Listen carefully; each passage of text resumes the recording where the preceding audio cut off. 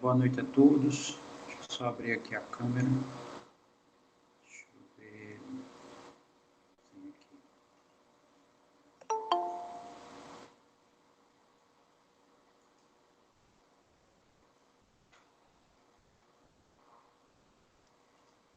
Tá, hoje eu vou só retomar um pouco da ideia, né, da aula anterior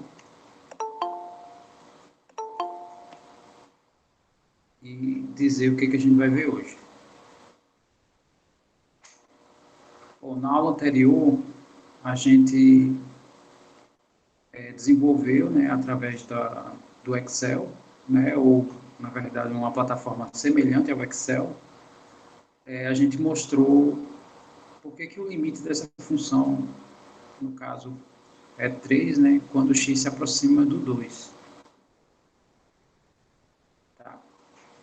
Aí, né, o método computacional, né, como ele é capaz de aproximar o máximo possível, no caso aqui, o valor do x a um determinado número, então a gente pode garantir a aproximação, né, com um certo grau de precisão em relação à imagem obtida, né? Por mais que esse elemento não faça parte do domínio, né, no caso, o x igual a 2. No caso, essa é a intenção, a ideia de estudar limites, né? Nos casos em que um ponto ele não faz parte do domínio, né?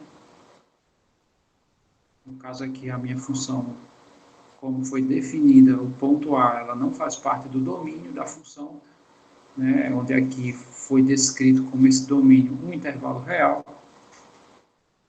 E o nosso interesse é saber o que acontece nas proximidades desse ponto.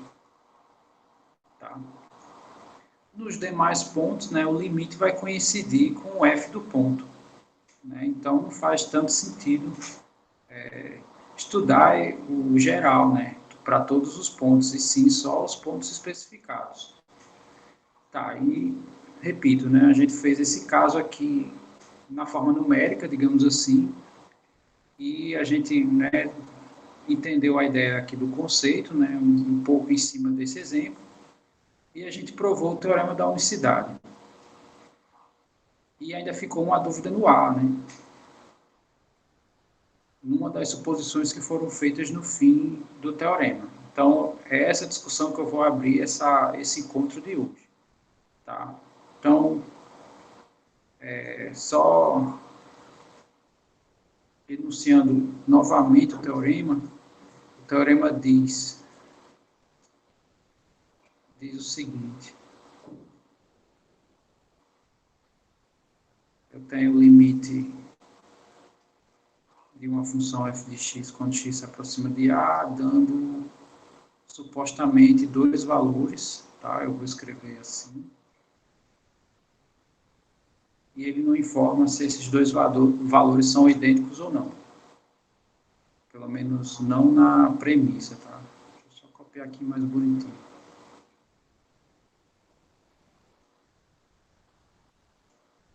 Ok, aí é o primeiro teorema. A conclusão desse teorema é que esses dois elementos só podem ser idênticos. Bom, a ideia que nós usamos para provar esse teorema foi abrir a definição em cima desses dois limites. Abrindo a primeira definição, a gente viu que tínhamos isso, né?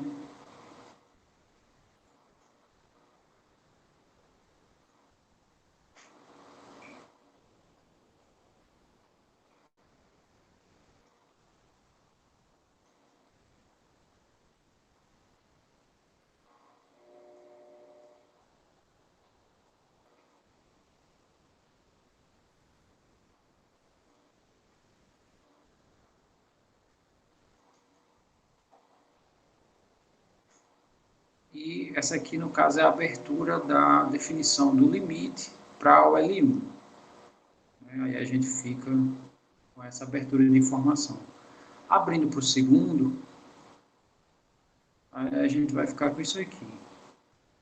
Vou botar de outra cor.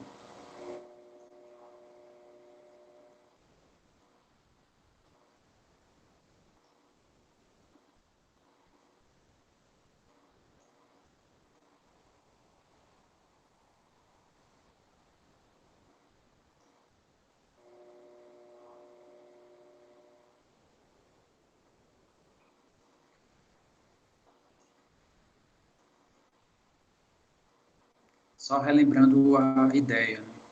A ideia é o seguinte, aqui ele diz que para todo epsilon 1, no caso o epsilon 1 é a distância das minhas imagens para um determinado limite. Então, eu estou encurralando as minhas imagens, né, do meu L1 por essa distânciazinha aqui que eu estou chamando de epsilon 1, né? Ou seja, eu estou pegando imagens, né, que são menores, quer dizer, são mais próximas do L1 em relação a esse epsilon 1. Tá? Aqui eu estou definindo a fronteira por esse epsilon 1, né? A fronteira do meu intervalo de encurralamento, né? Que é um processo semelhante ao que a gente faz, por exemplo, quando, sei lá, imagine vocês estão na granja e suponha que alguém peça para vocês pegar alguma galinha que vai ser servida no almoço, né? Então, para você pegar essa galinha, você não corre abertamente, né?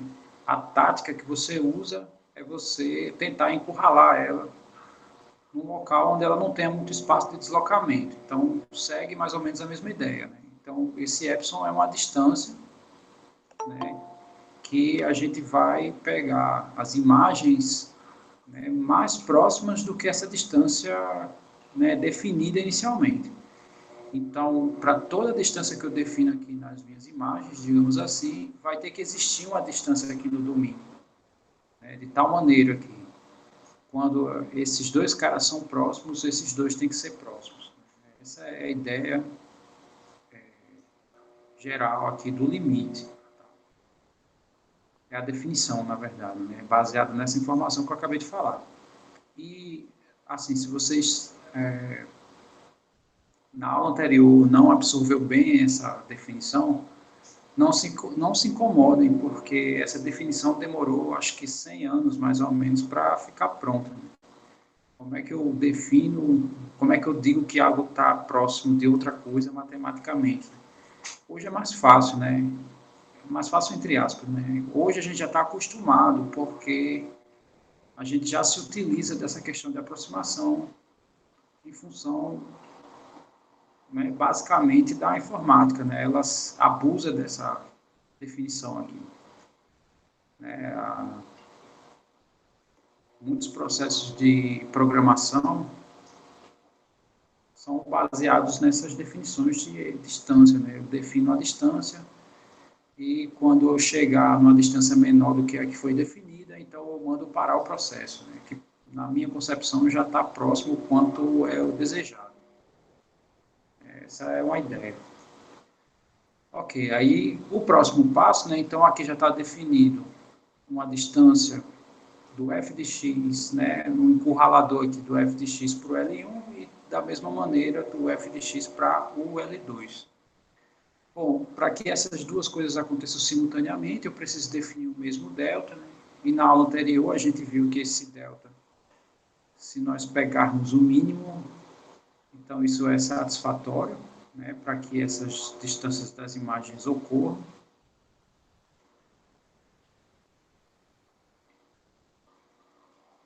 Então, vamos tomar esse mínimo, tá? Aqui eu não vou escrever bem na forma de texto, porque na aula anterior eu já fiz isso, né?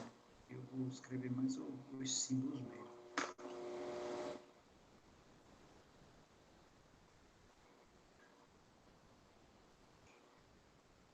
Tá? Então, a gente toma o mínimo, consequentemente, eu tenho essas duas coisas ocorrendo simultaneamente, né? Então, aqui a distância para...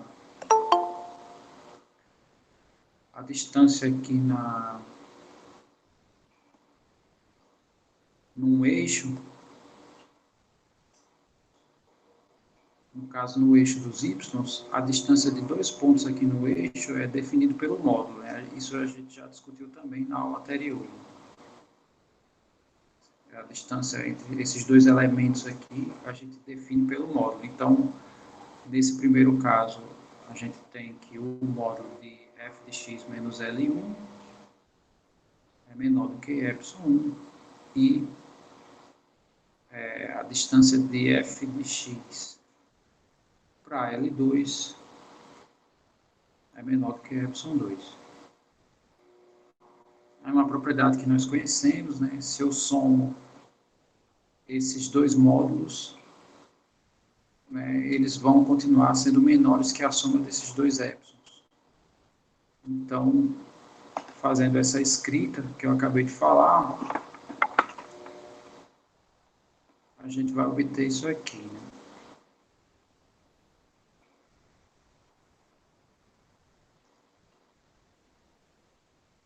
O módulo de f de x menos L1 mais o módulo de f de x menos L2 é menor do que a soma dos épsilons.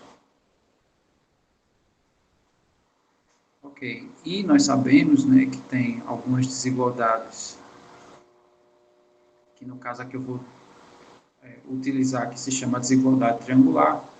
Ela afirma que se eu tenho dois valores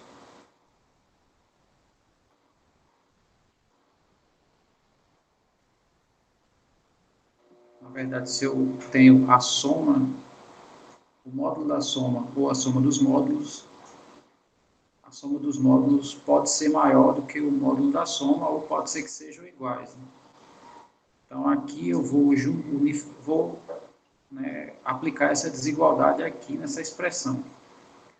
Ficando assim, aqui eu também posso trocar de ordem, um deles, né, que a gente faz essa troca justamente para ter o cancelamento dos Fs. Então, a gente chega, já indo direto, né, a gente chega aqui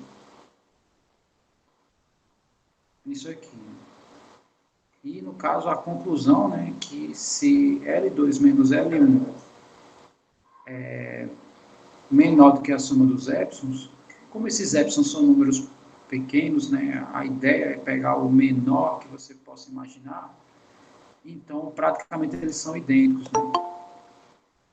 Aí a discussão é que, né, quando eu perguntei se vocês enxergam que esses dois caras podem ser idênticos, eu lembro que um aluno disse que não enxerga. Né? No caso, ele não, é como se ele não se convence que isso aqui, né, essa informação aqui final não garante que isso aqui é o L1, no caso, é igual ao L2. Tá, então, eu vou abrir a discussão exatamente sobre isso, tá? Então, a ideia é o seguinte, né? Aqui eu tenho duas possibilidades. Já que isso é uma desigualdade, né? No caso, o que está aqui em amarelo, né? Que eu estou marcando aqui embaixo, eu não vou botar amarelo não, porque eu já tenho uma linha aqui em amarelo. Vou marcar em azul. Esses dois elementos aqui, esse é menor do que esse. Tá? Então, aqui eu tenho duas possibilidades. Né? Então, a primeira possibilidade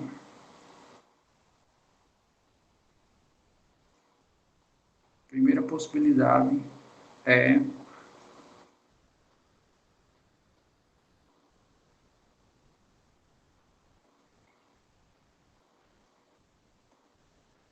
o L1 ser igual ao L2.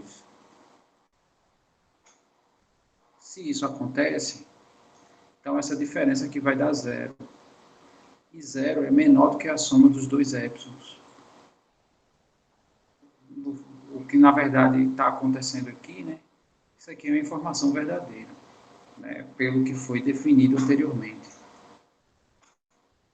Cada epsilon desse é maior do que zero. Isso foi definido no início do nosso texto aqui, né? Para qualquer epsilon 1 maior do que zero e para qualquer epsilon 2 também maior do que zero. Essa é a primeira possibilidade, né? Eu garanto a verdade da informação. Então, se eles forem idênticos, né, o teorema, a premissa não, o teorema é verdadeiro. Né? Eu quero só ver agora a segunda possibilidade, se eu posso admitir que eles são diferentes, né? Se cabe dentro desse contexto.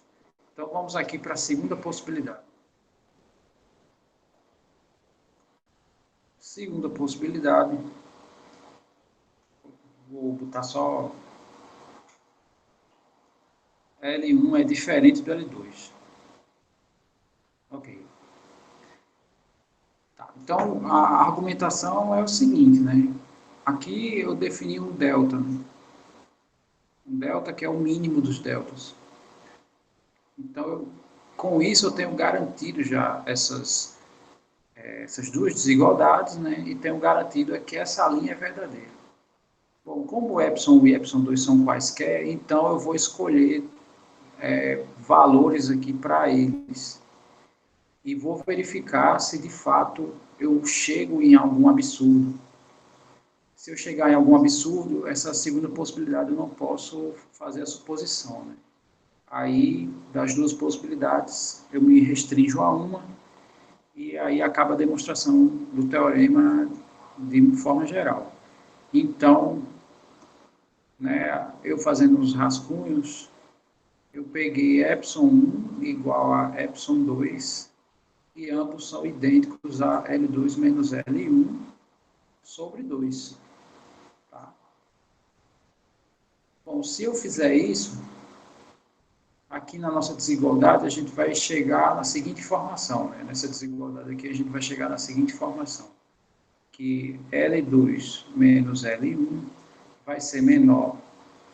Tudo isso aqui, para eu não repetir, eu vou chamar x maiúsculo, tá? Tudo isso aqui, então isso é menor ou igual que x maiúsculo, e vai ser menor do que isso aqui, né? Então vai ficar L2 menos L1 em módulo sobre 2, mais L2 menos L1 também em módulo sobre 2, né?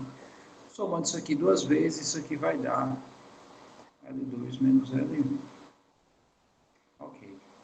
Então, o que a gente sabe, né? Que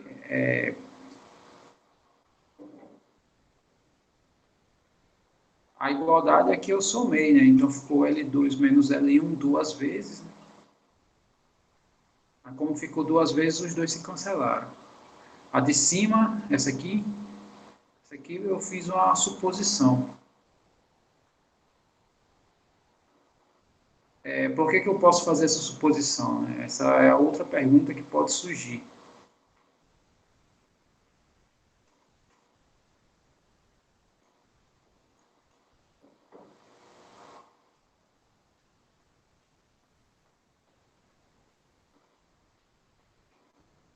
Por que eu tive a liberdade de escolher esse cara, né, na minha suposição? A resposta está no início do texto, porque aqui tem escrito para todo. E para todo, um sinônimo de para todo é você dizer qualquer. Então, se eu disser assim, vou dar uma suposição, tá? Vou dar um ponto a quem estiver na sala, né, hoje, nessa aula. Então, para todo aluno, né, esse aluno vai receber um ponto. Outra maneira de eu dizer isso, que vai ter o mesmo significado, o mesmo sentido, é eu dizer qualquer aluno que estiver nessa sala vai receber um ponto. Então, não tem ninguém que não vai receber, tá? Então, dizer para todo é dizer qualquer. Ou seja, qualquer epsilon positivo, qualquer epsilon negativo, se eu tomo esse delta, essa afirmação aqui ela é verdadeira.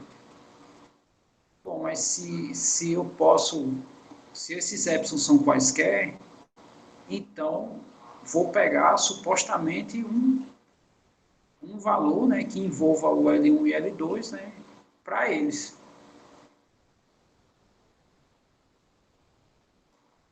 É isso. O que não acontece com os deltas, tá? A gente vai ver. Não, aí não pode, porque na definição ele já define o epsilon positivo. Ele não, aqui, aí já, isso aí que você está falando não pode, né? Já vai contra aqui a definição. Não, não, não, não. O epsilon não pode definir negativo. O epsilon ele pode aparecer negativo, mas definir ele negativo não. Tá. Sim, aí voltando, né? Então esse epsilon é qualquer, esse delta aqui não é qualquer, porque ele está dizendo que para qualquer epsilon vai existir um delta. Tá? E, de acordo com esse texto, se eu pego ele como sendo o mínimo, eu já garanto essas duas coisas. Né? Então, acabei ficando com os epsilons, de certa forma, com uma certa liberdade. Então, eu escolhi esse epsilon especificamente, eu podia ter escolhido outro, né, que desse a informação que vai aparecer, né, já apareceu aqui, né, mas posso pegar outro que dê essa mesma conclusão. Então, o que está acontecendo aqui? A diferença dos L's em módulo é menor ou igual do que essa soma aqui, né, que eu estou chamando de x maiúsculo, e é menor estritamente, x, né, essa soma aqui, ela é menor estritamente, né, aqui o x não é menor ou igual do que isso, o x é simplesmente menor. Aí, se eu quiser relacionar esse com esse, a desigualdade que a gente vai ter que usar, no caso, é essa. Porque o x, ele é o intermediador, né? Essa diferença pode ser igual a x, porém o x não pode ser igual a essa soma.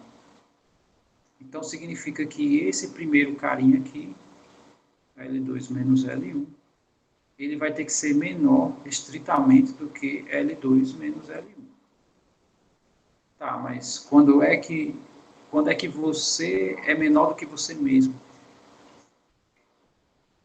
Você pode ser menor ou igual que você mesmo, mas simplesmente menor, né? Quando é que isso acontece?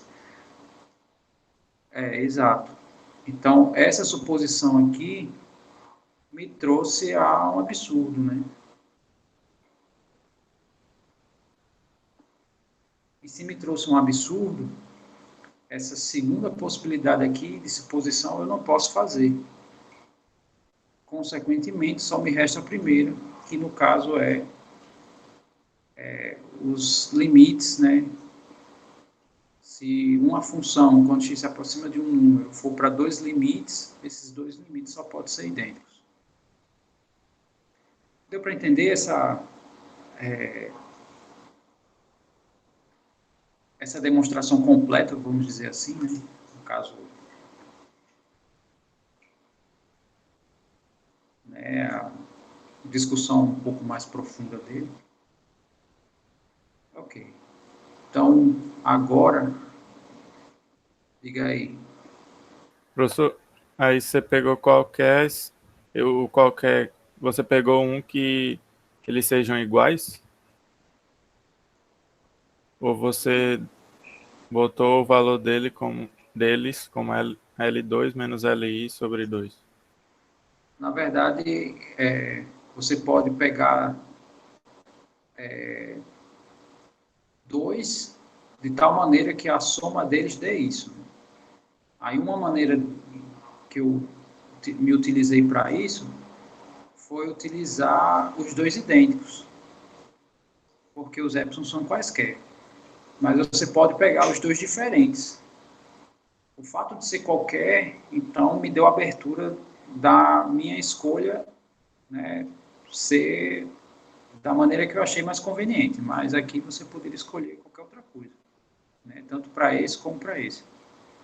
Lembrando que quando a gente vai fazer essas possibilidades, né, para mostrar que isso não pode acontecer, eu tenho que pegar um caso que dê um absurdo. Então, eu não posso escolher aleatoriamente um que não dê absurdo. Eu tenho que escolher, né?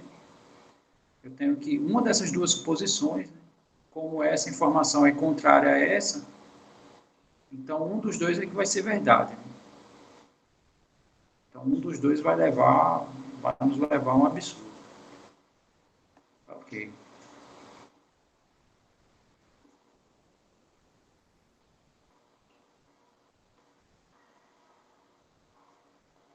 Não pode, porque aí fere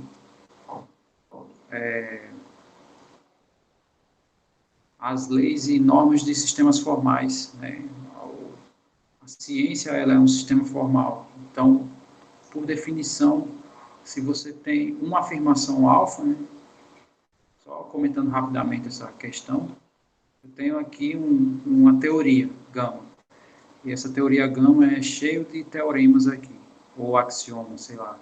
Na verdade, né, todo teorema, quando é provado, ele se transforma em axioma. Então, prover esse primeiro teorema, então ele se transformou em axioma para a gente. Então, significa o seguinte, se um determinado teorema, gama I, ele é verdadeiro, então significa que o contrário dele não pode ser verdadeiro, tá? O contrário dele tem que ser diferente de verdadeiro, né? No caso, tem que ser falso, né? Vou botar... Isso aqui tem que ser falso, né? Porque vale, nos sistemas formais, o terceiro excluído, né? Uma informação, ela só tem duas possibilidades. Não existe um talvez aqui, não existe, né, meias verdades aqui. Aqui ou é ou não é, né? Então, quando eu levantei as duas possibilidades aqui, uma é contrária à outra, né? Ser diferente já não é ser igual, né? Então, significa que uma delas ia valer. Essa daqui a gente já verificou que era uma possibilidade possível, e essa daqui, a priori, né, a gente duvidava, mas não conseguia enxergar se era verdadeiro ou falso. Ok, então, essa era a ideia, né?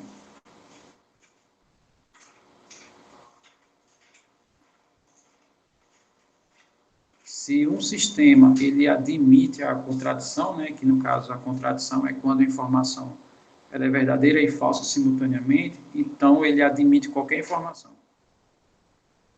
Né? Um sistema que não admite contradição, ele não admite qualquer informação, só as específicas do contexto dele. Tá? Aí, se admite contradição, vira bagunça, né? Qualquer informação é verdadeira. Então, não tem seletividade na informação. Então, você não dá credibilidade a uma teoria dessa. Tá, então, com isso a gente, né, prova definitivamente aqui esse teorema, né, da unicidade, no caso, sem deixar sombra de dúvidas. E agora a discussão dessa aula de hoje é em cima das propriedades. Tá? A gente vai fazer a discussão das propriedades que tem, das propriedades do limite. Aqui a visão não, a nossa discussão é um pouco profunda, porque o limite ele é base para as próximas ferramentas, né? Tanto derivada que a gente vai ver na segunda unidade, como integrais. Então, provar aqui essas informações faz com que nas derivadas e nas integrais a gente não precise provar. Tá? Ok, então não diria...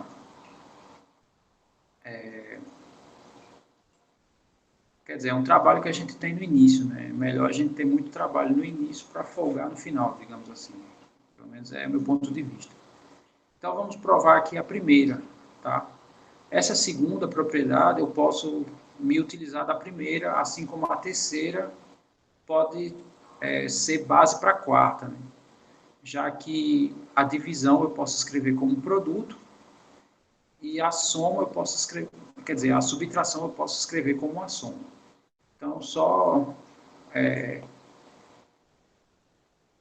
por exemplo, eu tenho a soma, né, e esses termos podem ser positivos ou negativos. Então, significa que uma subtração eu posso escrever como uma soma, né? Isso aqui é A somado com menos B. Então, se eu provar a soma, né, a subtração já entra no contexto. Mesma coisa o produto, né?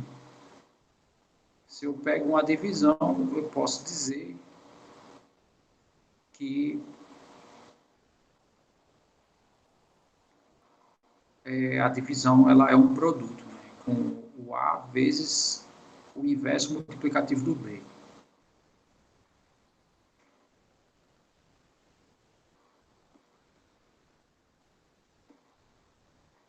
Então, se eu provar o limite para o produto, a divisão entra na jogada também. Né? Ok. Ok, então essa é a ideia, pelo menos das 4 primeiras, né? A gente foca na soma e foca aqui no produto, né? Aí as outras eu só mostro como um gera o outro, né? Que aí o limite já é garantido. Então vamos provar aqui, né? Provar aqui o limite de f de x quando ele vai para L e o limite de g quando x também, no caso, em ambas, né? Tanto os x aqui estão indo para o mesmo valor, que no caso é A, então seus limites estão indo para L e para M, respectivamente. Aí a primeira propriedade,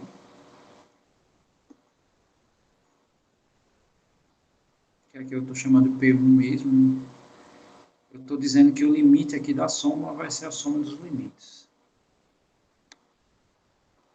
Deixa eu só ver aqui algumas perguntas. Eu lembro que teve uma pergunta que eu acabei nem respondendo aqui.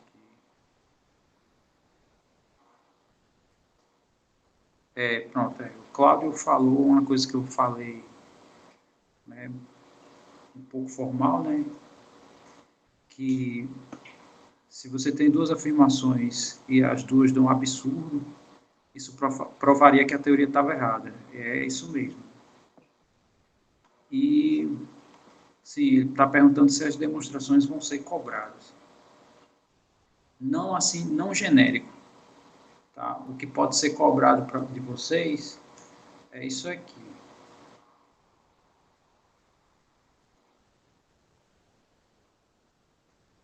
O primeiro exercício aqui da lista, ele pede para provar usando a definição. Como assim? Né? Então, meu x está próximo do 3, né? 2x vai estar próximo do 6. Quando eu somar algo próximo do 6 com 3, isso vai estar próximo do 9.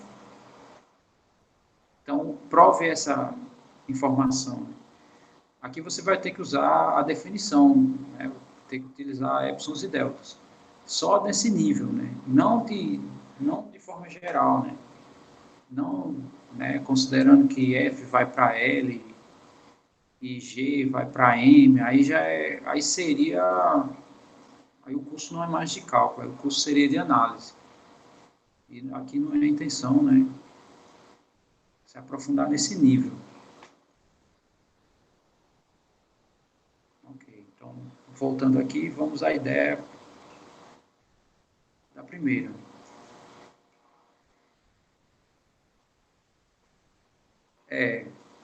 Praticamente.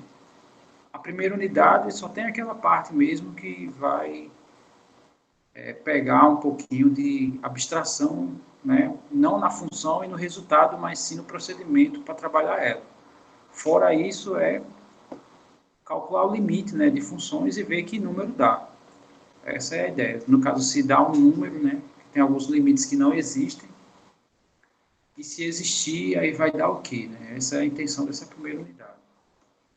Tá, então eu tenho que considerar esses dois limites, e com esses dois limites sendo verdadeiros, a primeira propriedade isso aqui vai implicar, né?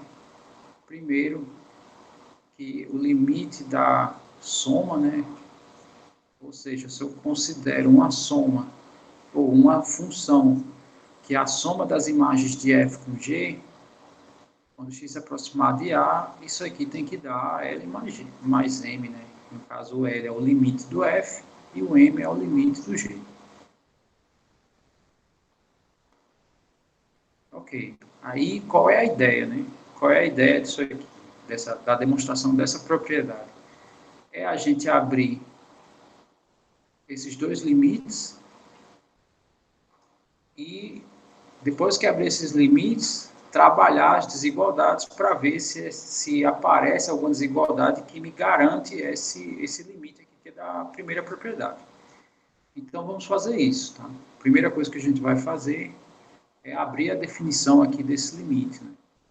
E né? É a mesma ideia do que a gente, no caso, a mesma ideia do que eu abri aqui nessa aula, né? Em relação ao primeiro teorema, a equivalência desse limite é o seguinte, né? Para todo epsilon 1 maior do que zero, né? Então, essa história vocês vão repetir diversas vezes nessa primeira unidade, né? De tal maneira que vocês vão estar bem habituados, né?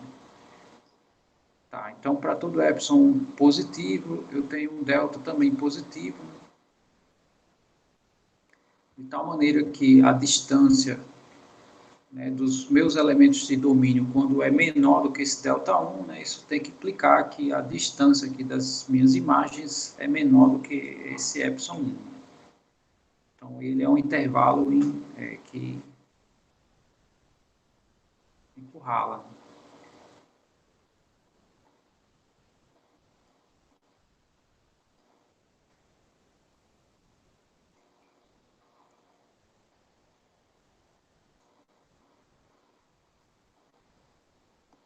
Tá? Então, está aqui a equivalência desse primeiro limite. Agora eu vou escrever a equivalência desse segundo limite.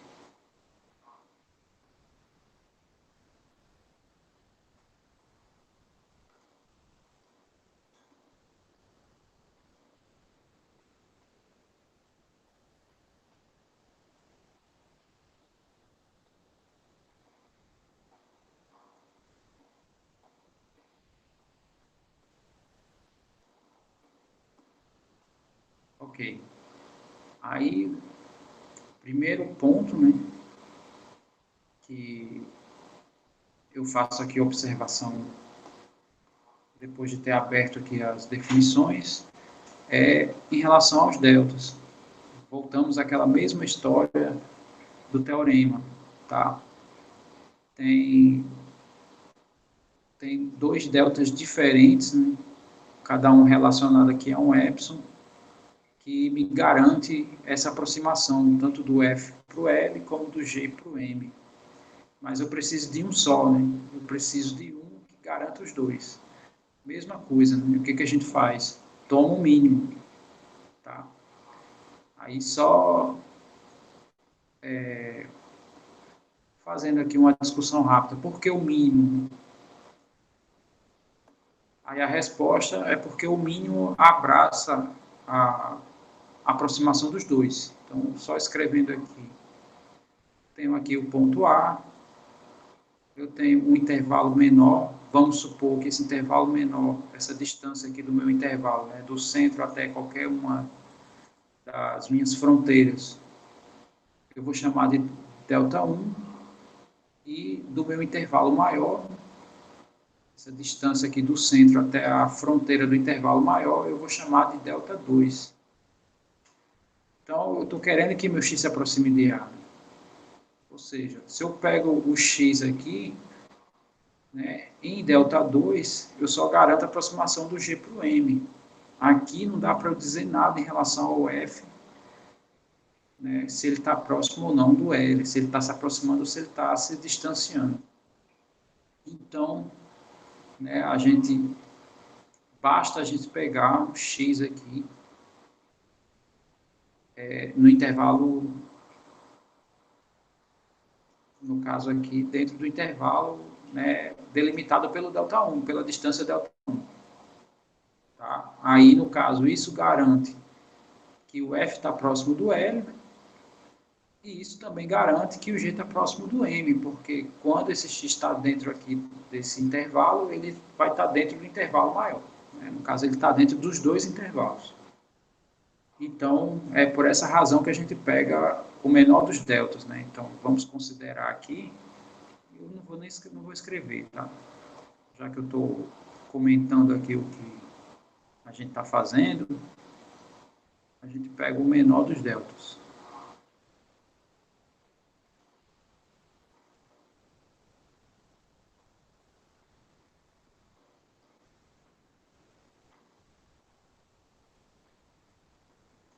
Por que o delta é menor? A gente pega o menor delta, porque o x dentro desse menor intervalo garante a aproximação dos dois.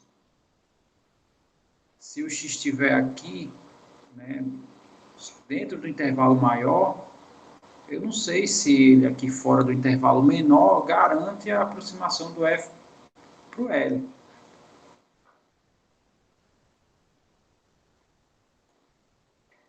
Não sei se ajudou muita coisa.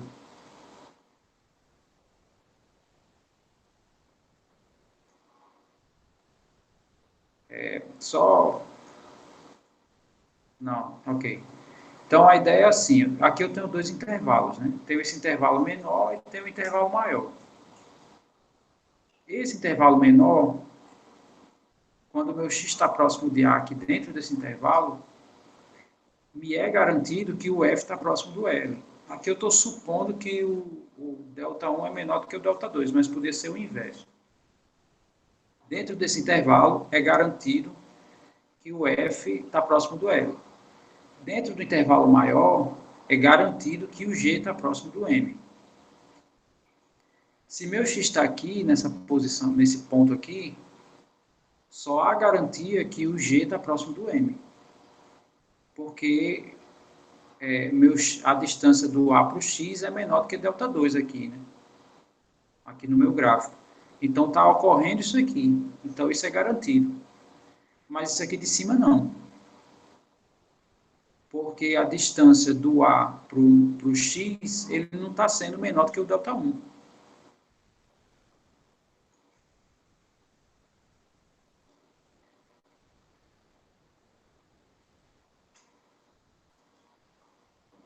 Isso aqui não está sendo garantido. X é esse carinha aqui, ó. São os elementos que a distância dele para o A estão sendo menor do que esses limitantes aqui.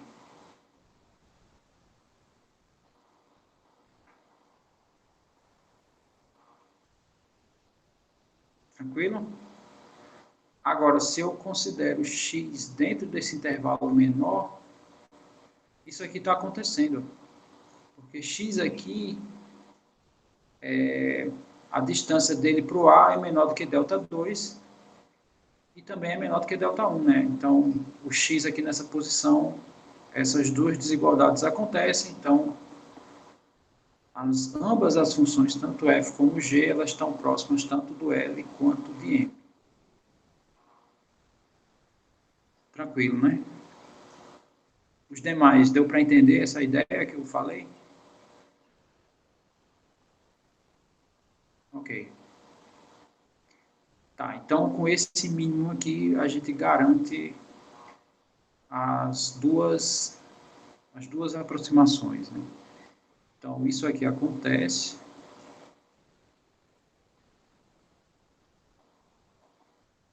E isso aqui também acontece.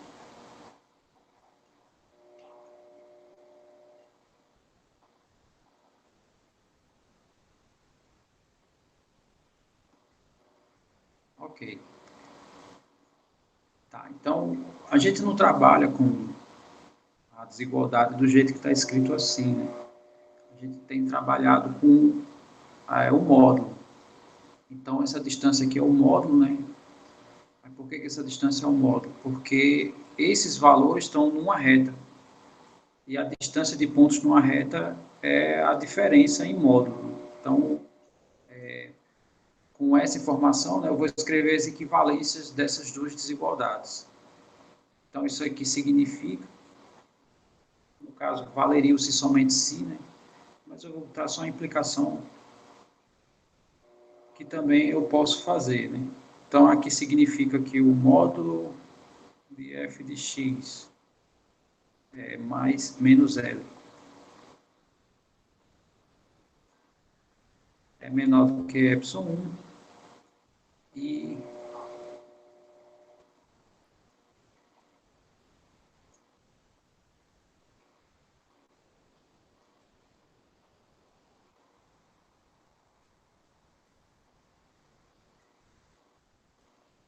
deixa eu ver, né?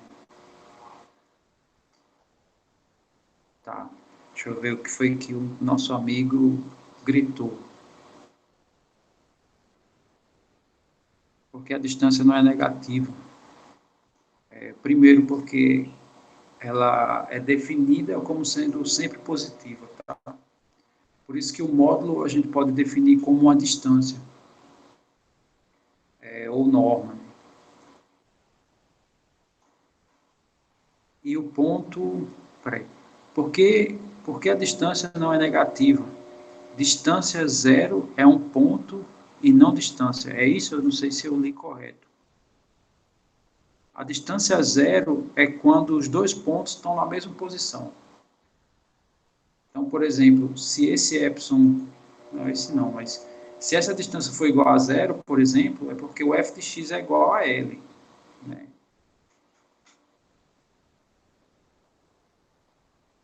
Eu respondi a sua pergunta ou ainda ficou... Ainda deixei ponta solta?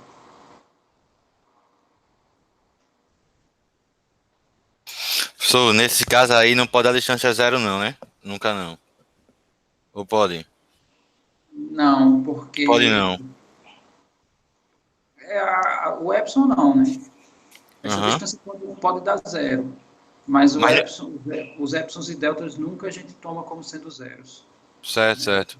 Sempre É são... isso mesmo que eu pensei. Isso. Ok. Tá. Sim, e se essas duas desigualdades ocorrem, né? Então significa que se eu somo esse módulo com esse módulo, a soma deles dois vai ser menor do que a soma dos epsilons, né? Já que os epsilons são maiores, respectivamente, do que cada um. Que é a mesma história que a gente utilizou, inclusive, na demonstração anterior. Aí vocês podem até pensar, né? Bom, eu estou fazendo duas demonstrações praticamente idênticas, então significa que a demonstração nos limites, né, devem seguir esse padrão. Na verdade, vai ter alguns padrões diferenciados. Tá? Bom, então isso aqui acontece. A soma desses módulos está dando a soma desses épsilons.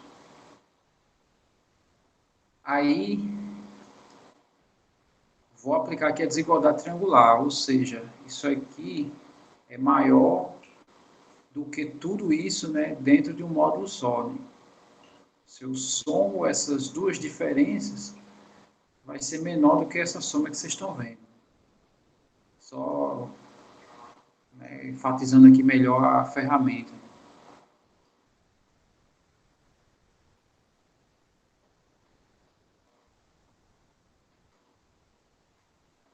A mais B em módulo é menor ou igual do que o módulo de A mais módulo de B. Então, em particular, não é diferente com esse aqui que está na última linha, aqui em verde. Então, significa que isso aqui eu posso escrever assim. F de x menos L mais G de x menos M. Né? Então, isso aqui é verdade. Deixa eu só ajeitar aqui. Ok.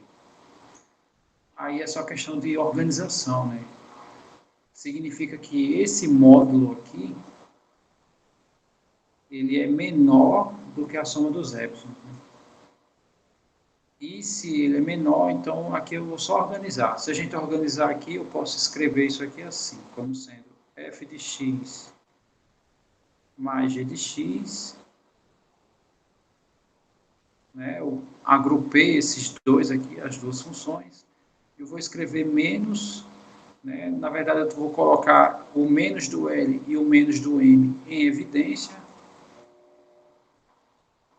E a minha informação vai ser isso aqui. Aí a pergunta, a demonstração acaba aí ou eu preciso... vocês enxergam se acabou, né? Para vocês acabou, para vocês eu preciso dizer mais alguma coisa?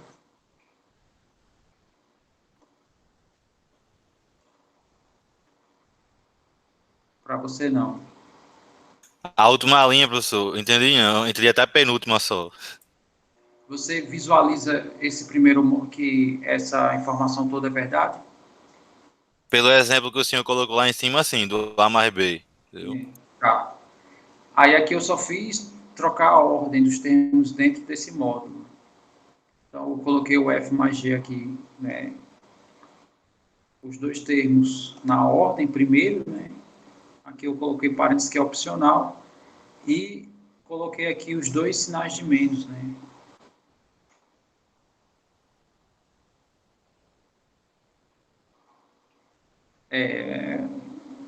Na verdade, acabou, né. Por que acabou, né? Eu quero só, o que eu quero, vamos assim ver a ideia da nossa demonstração. É ter esses dois limites e provar esse limite, né? Esse limite aqui, a gente quer que a garantia dele seja em função da existência desses dois limites anteriores. Tá? Então, todas essas informações que a gente está utilizando aqui, né, essas informações, aqui eu uso a desigualdade triangular, mas tudo isso só é garantido porque os dois limites iniciais existem, né? Tanto do F como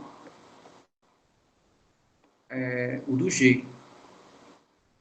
E se a gente observar bem, o que é isso aqui que eu estou... O que é isso aqui que está na última linha? O que está aqui na última linha, eu posso reescrever da seguinte maneira. Isso aqui é a distância do F de x mais G de x para o L mais M. E isso é menor do que a soma dos épsilons. De fato, Agora eu entendi. é isso que garante, né, que esse limite de fato é verdade. Né? Quando x se aproxima do A, né, então a soma das minhas funções vai para a soma dos seus respectivos limites. Ó, a distância da soma das minhas funções está indo cada vez mais próximo aqui para a soma dos meus limites. Então, essa demonstração acabou. Está provado. Professor, e por que a gente ficou escolhendo... A gente escolheu o mínimo, o delta, e usou, na verdade, o epsilon? Porque esse delta, essa aqui são as definições, né, dos dois limites que eu tenho garantidos que existem. Né? Esses dois, a minha função f se aproxima do L quando o x está próximo do A e o g também. O que eu quero provar? Que a soma dessas duas funções vai se aproximar para a soma desses dois limites. Para provar isso, a primeira coisa que eu preciso é um delta que garanta que essas duas informações aconteçam simultaneamente. Então, a gente pega um mínimo. Depois que pega o mínimo, significa que essas duas desigualdades, né, agora elas são verdadeiras ao mesmo tempo. Né, ela não é mais verdadeira condicionalmente, né, porque eu não preciso ficar, né, impondo nenhuma condição aqui nos deltas, assim, abrindo em casos. E outras afirmações podem ser feitas aqui em cima. E quando a gente fez a manipulação, né, a gente acabou chegando nessa desigualdade final, que indiretamente essa desigualdade final, ela me é a garantia, né? Ou seja, eu posso escrever uma definição geral aqui para essa soma, né? Que no caso seria, tome para qualquer epsilon e epsilon, para quaisquer epsilon e epsilon 2 positivos, considere o delta como sendo o mínimo deles, né? Consequentemente, a distância do x para o A, quando for esse delta aqui, essa distância aqui, a distância das minhas funções, da soma das minhas funções, para os seus respectivos limites, serão menores do que a soma desses épsilons. Então, assim, né, isso seria a leitura em linhas gerais, depois desse processo aqui realizado. Ou seja, esse limite aqui é verdadeiro, né? Esses dois limites sendo verdades me garantem, né, esse limite aqui que é o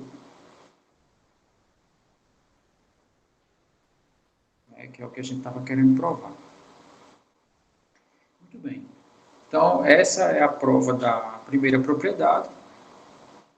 né, para a gente provar a segunda. Aqui basta uma manobra, né? Então, sei lá, a prova da segunda propriedade, eu já posso usar a primeira propriedade.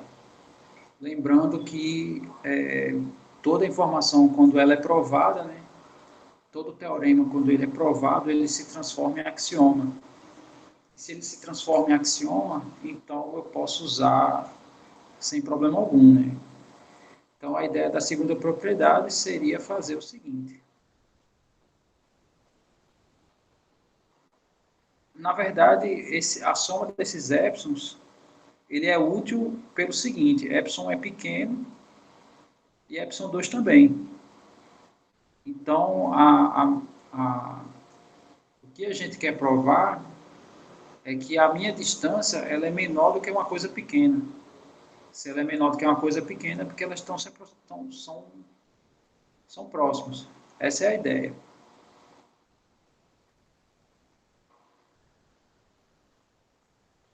Então, ok. Então, vamos pegar aqui a P2, né?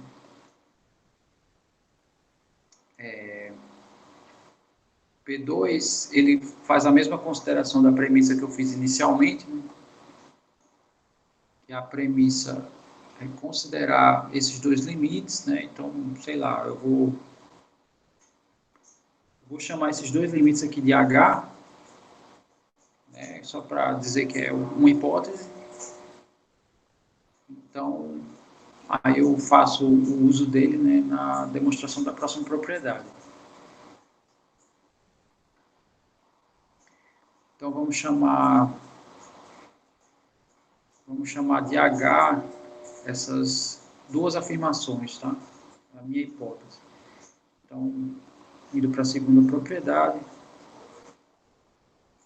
a minha segunda propriedade, né, diz assim, considerando H, então significa que o limite da minha diferença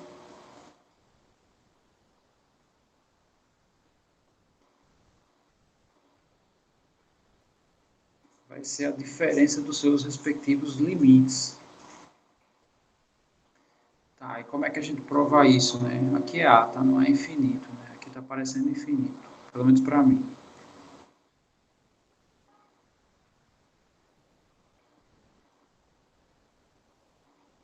Tá, então, a ideia é assim, ó. A gente supõe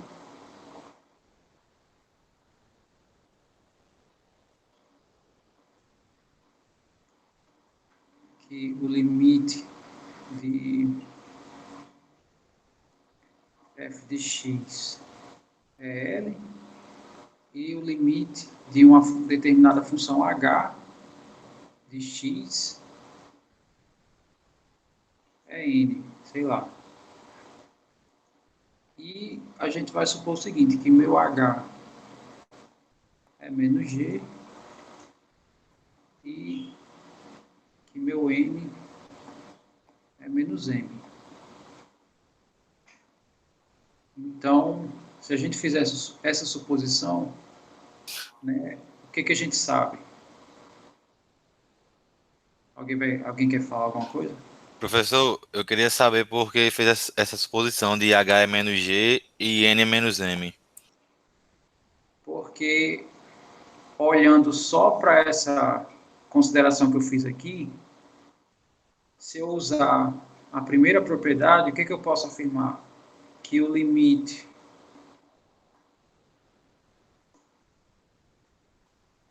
deixa eu escrever aqui melhor.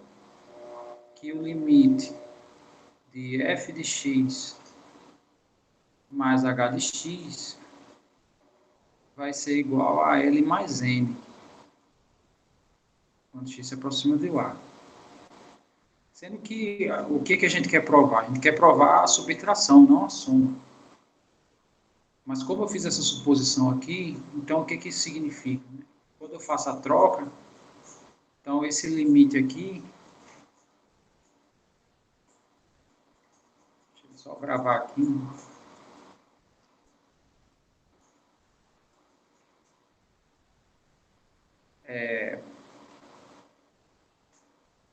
aqui vai ficar assim, no caso f de x, quem é h de x? É menos g. E no caso, quem é n? É menos n. Então pronto, aí o limite da diferença vai ser a diferença dos limites. Tá? Essa é a intenção. Eu me utilizei da primeira propriedade, fiz uma substituição e acabei gerando a segunda propriedade. Todo mundo visualizou isso ou não?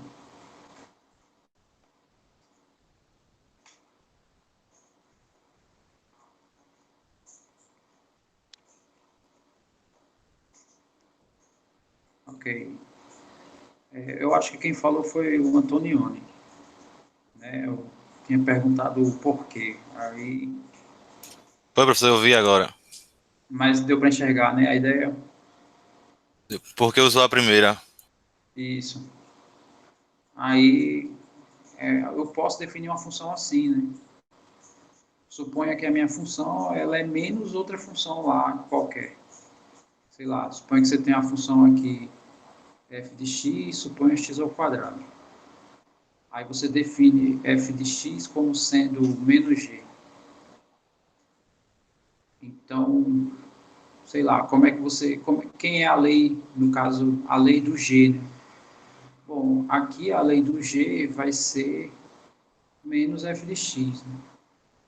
Então, isso aqui vai ser menos x ao quadrado. Tá. Então, por exemplo, aí se você quiser o retorno, né? Então, quem é f de x? Como é menos g de x, e g de x é menos x ao quadrado, né? Então, isso aqui vai ser menos o menos x ao quadrado. Né? Esse menos é esse, e o g de x aqui a gente viu que é menos x ao quadrado. É menos com menos vira mais, né? Ou seja, o f volta a ser o x ao quadrado. Então, assim, a gente pode, né, fazer essa atribuição para as funções, né? Considerar outra função, uma função qualquer, como sendo uma função qualquer f como sendo uma função igual a menos g. Ok. Agora vamos para a terceira propriedade. Aí quando for para a quarta, eu vou fazer essa mesma ideia, vou utilizar essa mesma ideia. Né? A diferença é que eu não vou utilizar a diferença, né? Vou transformar numa divisão.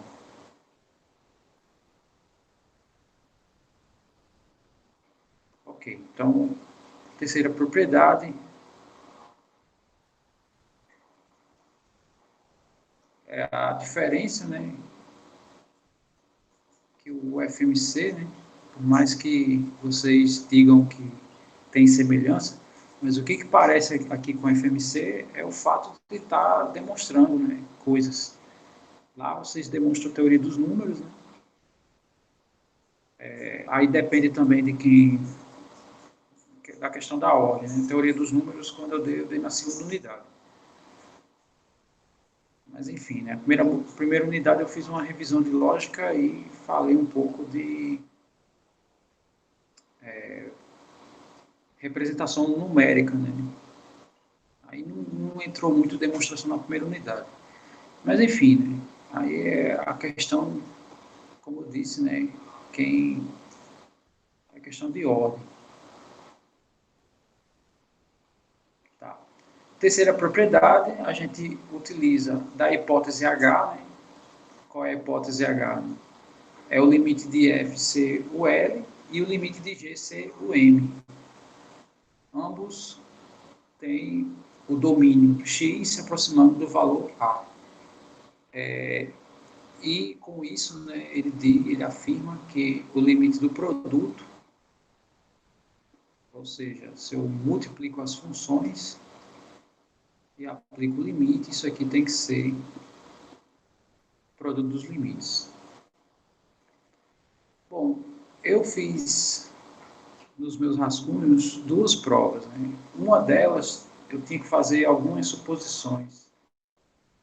Então, assim, eu provei para um caso e teria que, né, abrir em vários casos, acho que 2 ou 3 casos. E tem outra demonstração que se utiliza de alguns lemas. Então, o primeiro lema que eu vou definir, aí pergunta, o que é um lema? Lema é uma afirmação, é um teorema que é suporte para outro. Então, eu quero provar essa propriedade. Aqui, essa propriedade para a gente, ela funciona como um teorema.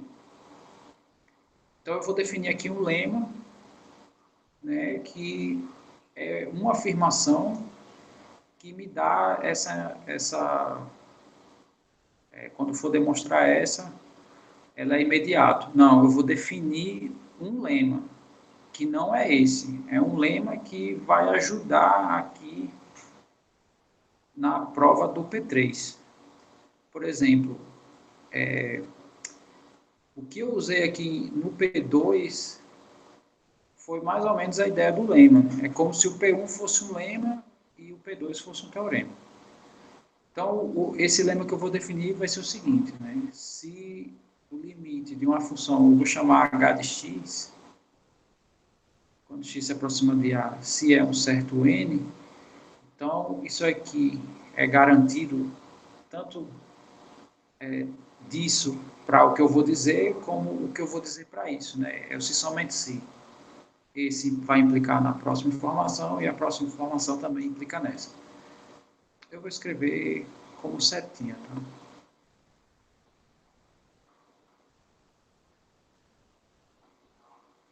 Então, se somente se o limite de h de x menos n, isso aqui é zero.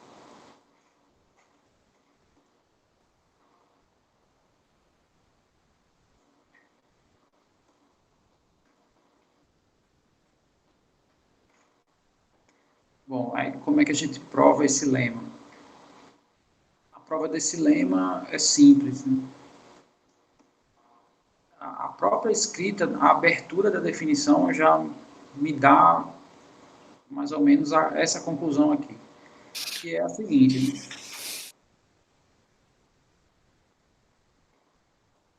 Para todo epsilon maior do que zero, né? Aqui eu não vou abrir outros epsilons, vou deixar epsilon mesmo, tá? Existe um delta maior do que zero, de tal maneira que a distância do x para o a, quando é menor do que esse limitante aqui que eu impus, isso aqui vai implicar que a distância do h de x para o n é menor do que epsilon. Bom, então essa informação é verdadeira, né? Porque eu estou supondo que isso aqui é verdade. Tá. Então, se isso aqui é verdade, então eu já vou direto para isso aqui, né? Então, meu delta já garante que eu só tenho essa desigualdade para trabalhar. Então, eu vou abrir só esse último, né? Eu vou desenvolver só esse último. E esse último aqui eu vou desenvolver usando as desigualdades. E usando, quer dizer, aqui já é uma desigualdade, o que eu quero dizer, eu vou usar módulo, né? Falei desigualdade, mas na verdade era módulo. Então, essa desigualdade pode ser escrita assim, como sendo o módulo do h de x menos n menor do que epsilon. Ora, mas isso aqui é exatamente equivalente a isso que eu vou escrever agora. H de x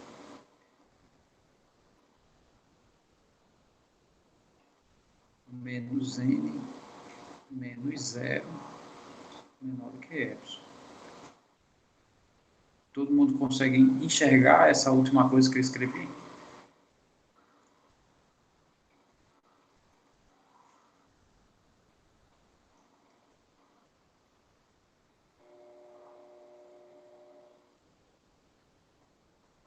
Mais ou menos.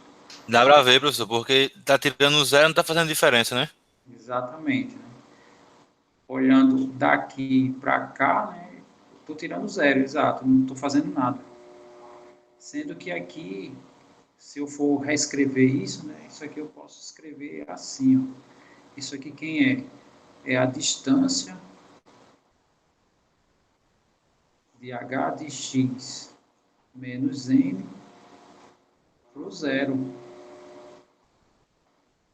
Então, esse carinha aqui passou a ser o meu limite.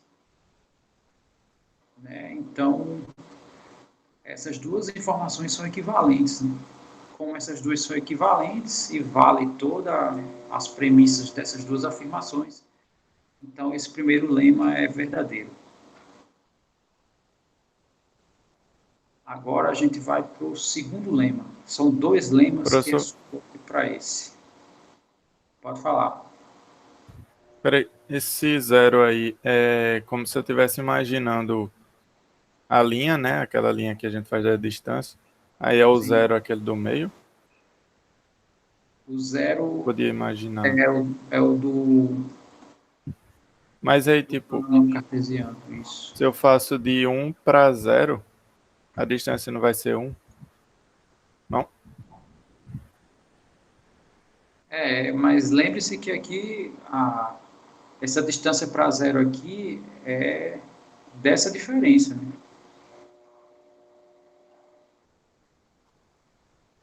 Mas aí quem garante que. Sim, aí se essa diferença aí for 1. É pequena, né? Essa diferença é pequena. Então eu estou pegando o número, sei lá, perto do zero e subtraindo de zero. Ah, beleza. Né? Porque quando eu faço essa diferença, ela já cai aqui. Olhando as diferenças, ela já cai aqui para próximo do zero. E quando eu tiro o zero, na verdade, né, fica a diferença pequena ainda. Né? Então, eu tenho essa equivalência. Tá? Aí vamos agora para a segunda propriedade.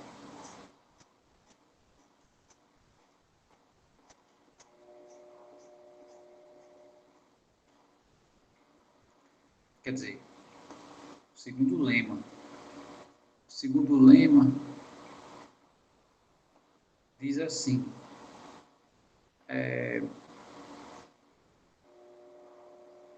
eu vou considerar o primeiro limite lá, limite de h de x, quando o x se aproxima do a, isso aqui é n. E vou considerar,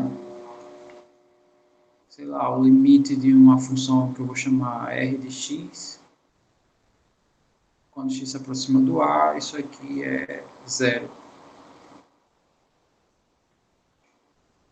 Então, aí no caso essa é a premissa do meu lema, né? A conclusão da compilação dessas duas afirmações é que o limite de h de x vezes r de x, isso aqui é zero.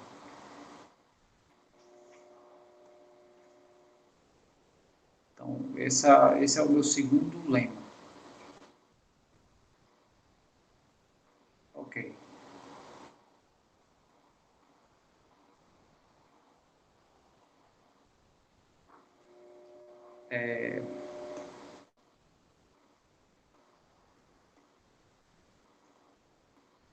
Então, vamos à prova dele, né? Para provar, primeiro eu tenho que abrir esses dois limites. E abrindo esses dois limites, o primeiro que eu vou colocar aqui em azul, né, a gente vai poder afirmar a seguinte coisa: para todo epsilon 1 maior do que zero, existe delta 1 maior do que zero, né? Quer dizer, já está a distância do x para o a.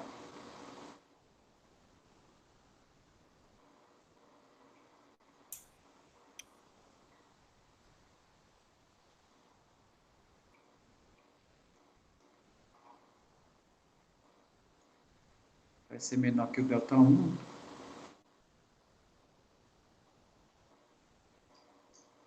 isso aqui implica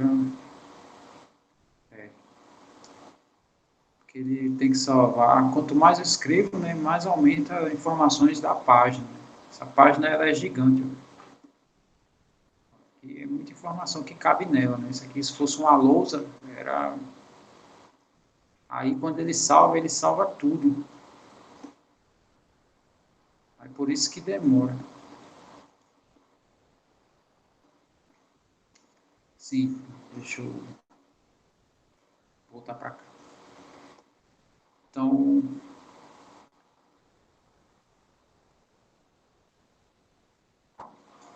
tá, então essa aqui é o que acontece aqui no primeiro. E aqui no segundo a gente tem isso aqui.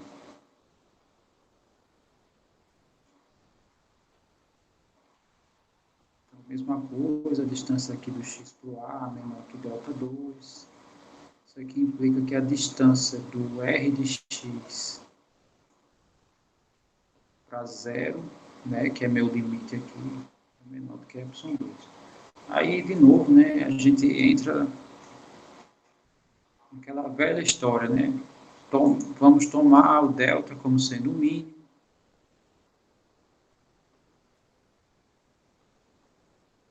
Aí eu tenho garantido essas duas afirmações. Como é garantido essas duas, né, então vamos trabalhar com elas. A primeira desigualdade, né, que é uma consequência de eu ter considerado isso, é o fato do esse módulo aqui, menos n, é menor do que ε1. E esse módulo aqui é menor do que ε2.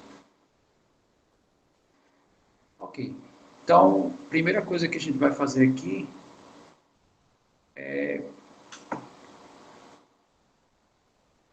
Eu vou abrir essas... Quer dizer, acho que não precisa nem abrir aqui. Mas eu vou trabalhar essa primeira desigualdade aqui.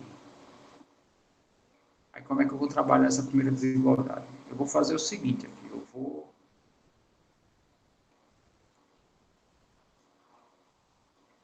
escrever aqui primeiro ela, né? Aí eu vou trabalhar aqui nas laterais dele. Pergunta.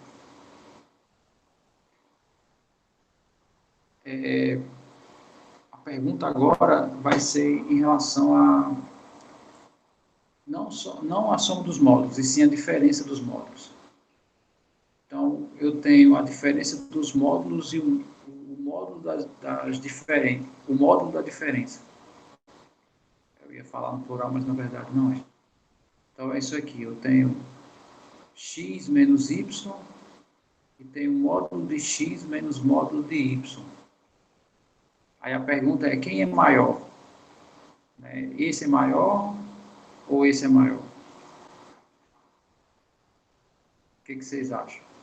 Quem é maior, módulo de x menos módulo de y, professor, não? Esse aqui é o segundo? Acho que é maior é esse. Já tem... Já vai entrar disputa, né? Porque já falaram desse também, né?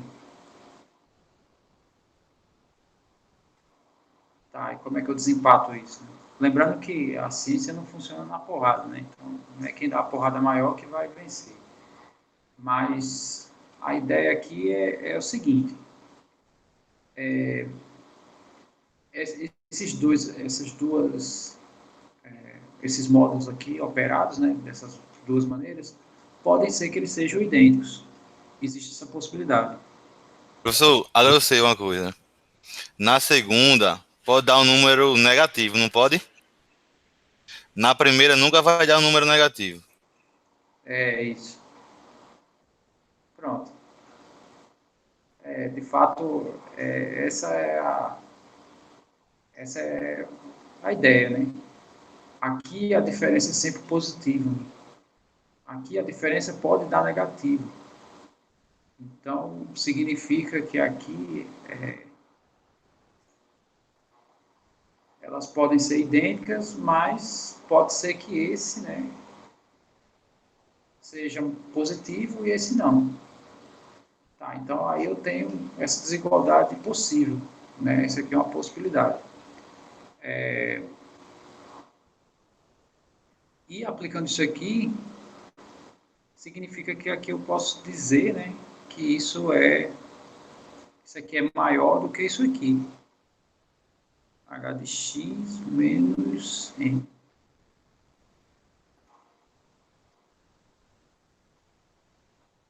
Ok. E se eu posso dizer isso, eu posso dizer isso aqui também. Né, que o h de x ele vai ser menor, né, no caso aqui é quando eu considero essa primeira diferença e só o epsilon. Que aí, no caso, essa diferença ela é estritamente menor do que o epsilon, né, porque isso aqui também é. Só essas duas coisas aqui que podem ser idênticas, existe a possibilidade de ser idênticos. Mas tanto esse quanto esse e esse extremo com o epsilon, né, eles não podem ser iguais. Tá? E se eles forem, se isso for menor do que isso, né, se eu somo o módulo de n dos dois lados, significa que eu vou ter essa informação que eu estou escrevendo. Né? Isso aqui vai ser epsilon 1 mais módulo de n. Ok. Tá, então aqui eu já tenho isolado, né? Posso falar dessa forma. O módulo de R de x e aqui o módulo de H de x. Grosseiramente eu passei para o outro lado, né? Mas nas desigualdades não é aconselhável se utilizar desse tipo de coisa, né? Porque as desigualdades elas são mais sensíveis comparadas às igualdades, né? As igualdades a gente pode fazer muita coisa. Então, na verdade, o que eu fiz aqui foi somar o módulo de n desse lado e desse lado. Só repetindo o que foi que eu fiz, né, aqui. Comentaram aí que está confuso, né, esse passo aqui. Na verdade, o que eu fiz foi pegar essa informação, né, sendo menor do que essa. Tá? Aí, escrevendo isso, eu somei aqui um n módulo. Eu somei aqui o módulo de n desse lado e somei o módulo de n desse lado. Né? Eu posso fazer isso, né, porque numa desigualdade, se eu somo a mesma coisa dos dois lados, ela vai continuar sendo desigual da mesma forma que era antes. Aí aqui eu tenho um cancelamento, né, fica só o módulo h de x e o epsilon 1 somado com o módulo de n vai dar isso aqui. Não sei se melhorou essa justificativa. Ah, tá. Ok. Sim, acho que é essa daqui. Deixa eu ver. Bom, enfim. Aí, tem outra propriedade que eu vou questionar vocês. Né? Então, eu tenho... agora eu vou pegar duas desigualdades. Supondo que A é menor do que B e C é menor do que D. Aí eu multiplico A com C e B com D. A pergunta é quem é maior. Tá? Vou escrever aqui. Deixa eu botar até em outra cor. Então, suponha que A é menor do que B e C é menor do que D. Pergunta, A vezes C e B vezes D. Quem é maior?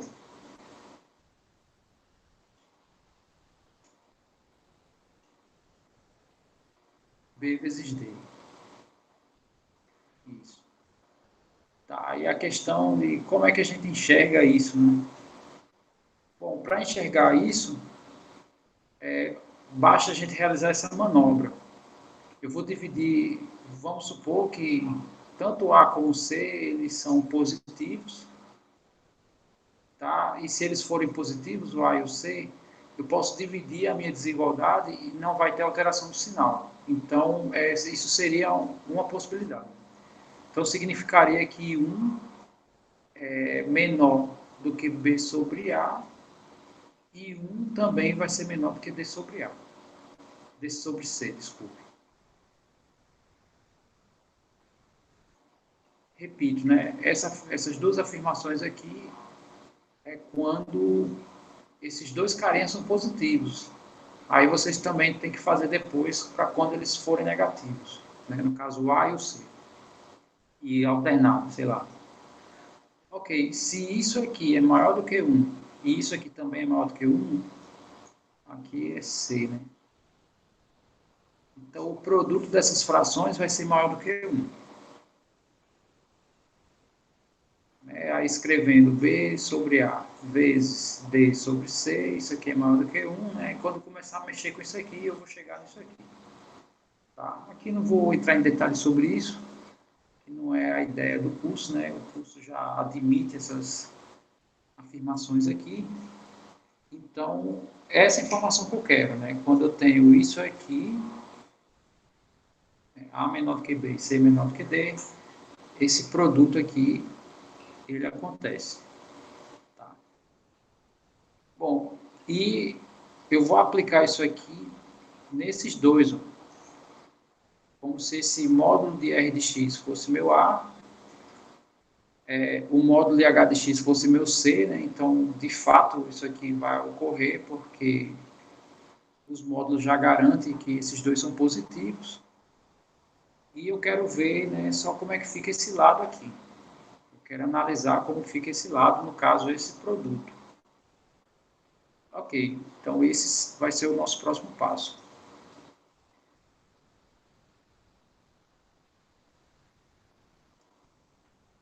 Deixa eu só gravar aqui a página. Ok, aí o que isso significa, né? Se isso aqui acontece e eu aplicar essa propriedade aqui, então isso aqui significa que o módulo de R de x vezes o módulo de H de x, isso aqui vai ser menor do que esse produto, né? Epsilon 2, Epsilon 1, mais módulo de N. Deixa eu só ver aqui o que foi comentado. Não, não. Pergunta do João Guilherme. Professor, as resoluções dos exercícios são do mesmo nível dessas demonstrações ou são mais fáceis? Pela pergunta, ele já está afirmando que é difícil, né? Aqui as nossas demonstrações. De fato, são mais simples, tá? Porém, a segunda unidade, que é a parte de derivadas, existe uma tendência, não, é natural quando a gente deriva uma função, ele gere outra função muitas vezes maior do que a função anterior. Então, tem algumas contas que a gente faz na segunda unidade que elas são fáceis, mas ela tem um tamanho muitas vezes não muito atrativos, tá? Para quem não conhece cálculo é assustador, mas para quem paga não vê muita dificuldade. Tá, então só realizando esses produtos aplicando a propriedade distributiva aqui a gente vai ficar com isso daqui.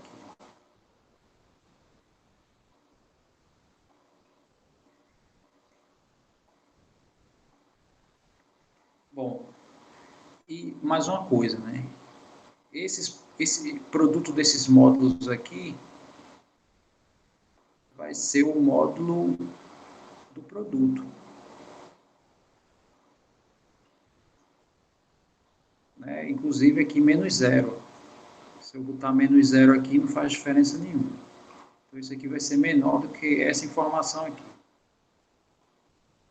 Aí eu preciso saber, a única coisa que eu preciso saber, aqui eu não distribuí não. Deixa eu só ajeitar aqui. Fica isso e isso.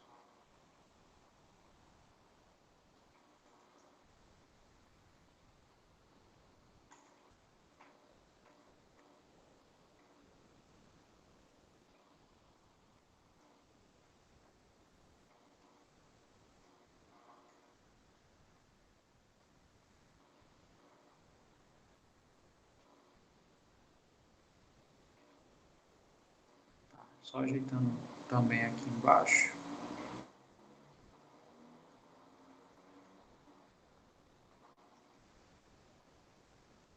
Pergunta. Esse número aqui, ó, ele é pequeno ou é grande? Vocês podem considerar, inclusive, o N grande.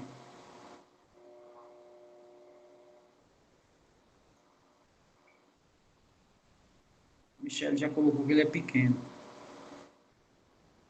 João Guilherme já não sabe. Bom, então, sei lá. Esses épsilons, a intenção aqui nas demonstrações dessa parte de limite é a gente pegar esses épsilons, o quão pequeno vocês possam imaginar, tá? De fato, é. E esse N aqui, ele é um número. Como ele está em módulo, ele é positivo. Então, assim, por mais que ele seja grande, mas esses épsilons que a gente pega, né, e na ordem de grandeza, ultrapassa desse N. Então, sei lá, você pode dizer assim, quer dizer, não é dizer, né, mas tipo assim, você pega 1, divide por P, isso você está chamando de seu épsilon. P é a quantidade de grãos de areia da Terra. Né? E nós sabemos que a quantidade de grãos que tem na Terra de areia é uma quantidade enorme, mas é finita. Tá? Não é infinita essa quantidade. Então, isso faz com que esse número seja extremamente pequeno. Tá? Então, você pega o N grande, mas, sei lá, você pega, né, o epsilon tão pequeno como vocês possam imaginar. Tá? Então, esse número vai ser pequeno. A ideia, né, no caso, é pegar, como esses epsilons são quaisquer, né, esse número N, ele é um número fixo, né, que ele é um limite, então esses epsilons vocês podem tomar, né, sendo quão pequeno vocês queiram, de tal modo que isso aqui vai ser extremamente pequeno. E a reescrita dessa informação é a seguinte, né, a distância do R de x para o H de x vezes, né, que é vezes para o zero, né, vai ser menor do que esse epsilonzão aqui, esse epsilon. Ou seja, o meu produto ele se aproxima do zero. Né? Aí fica provado o meu segundo lema.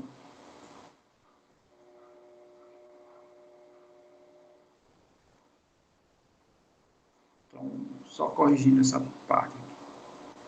O zero, isso aqui é menor, isso aqui, tudo isso aqui eu vou chamar de um epsilon só, tá? Para não copiar tudo isso.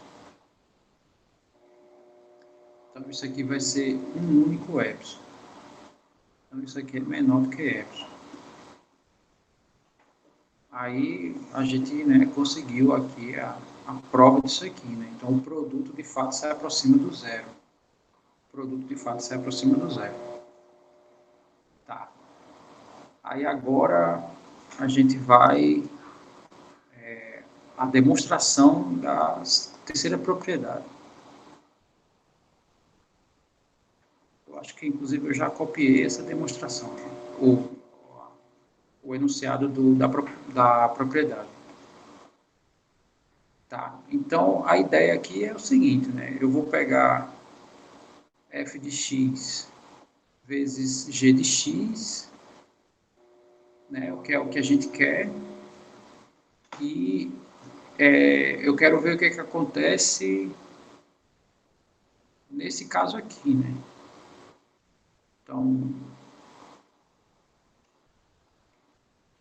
vou somar aqui L vezes G de x menos L vezes G de x mais LM. Deixa eu ver se preciso de mais alguma coisa.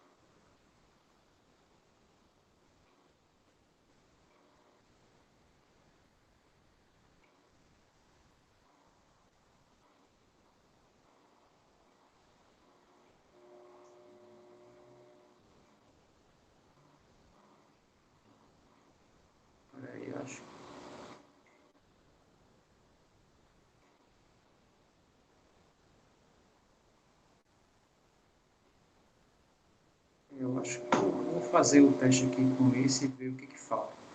Aqui eu peguei uma expressão que eu vou aplicar um limite.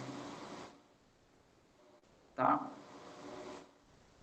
E eu vou aplicar o limite aqui, sendo que aqui eu adicionei aqui essa subtração que dá zero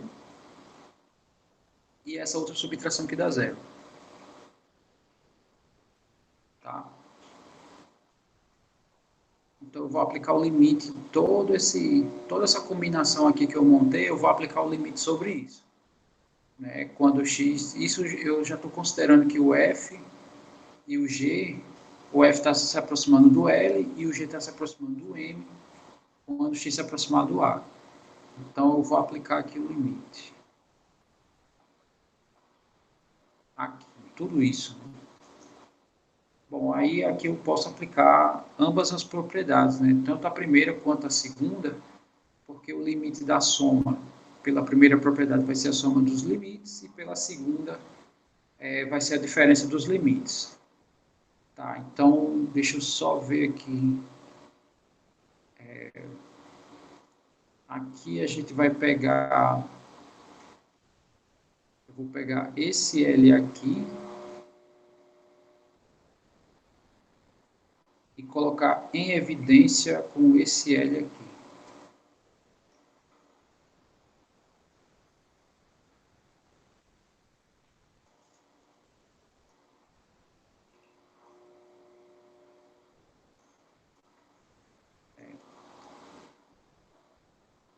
Tá, então, isso aqui vai ficar limite, x aproximando do A,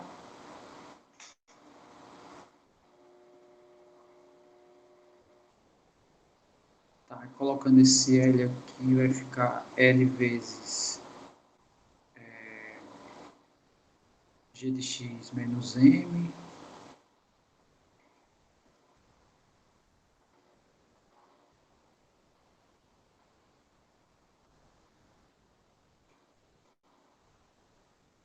ok, deixa eu só ver aqui.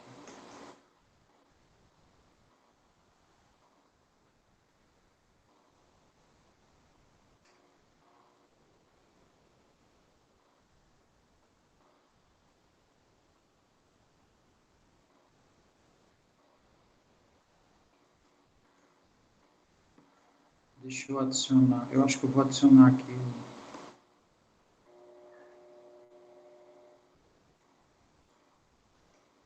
vou adicionar mais uma expressão aqui que dá zero. Então, m, f menos mf.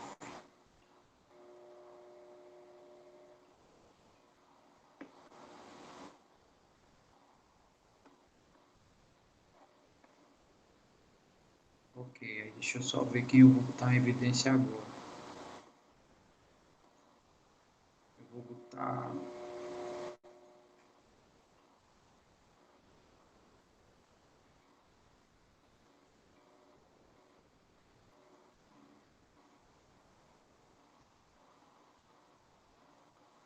esse m aqui.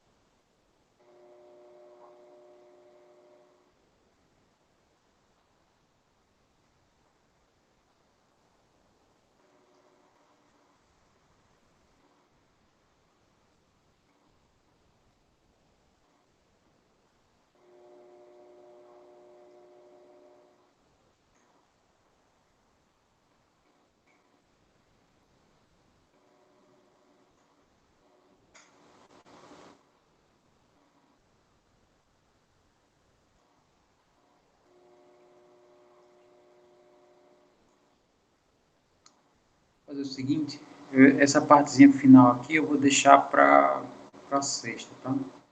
Eu lembro que a saída era uma coisinha dessa, né? A gente criava aqui uma função, qual é a intenção, né? Bom, quando eu distribuir aqui o limite, como o g de x está indo para o m, então isso aqui vai zerar, né? Isso aqui é o primeiro lema. Tá? Tá. Aí eu vejo, né, aqui também vai zerar. E pelo segundo lema, né, uma coisa indo para zero vezes uma coisa que não está indo para zero, né, então aqui vai zerar esses dois, né? Bom, enfim.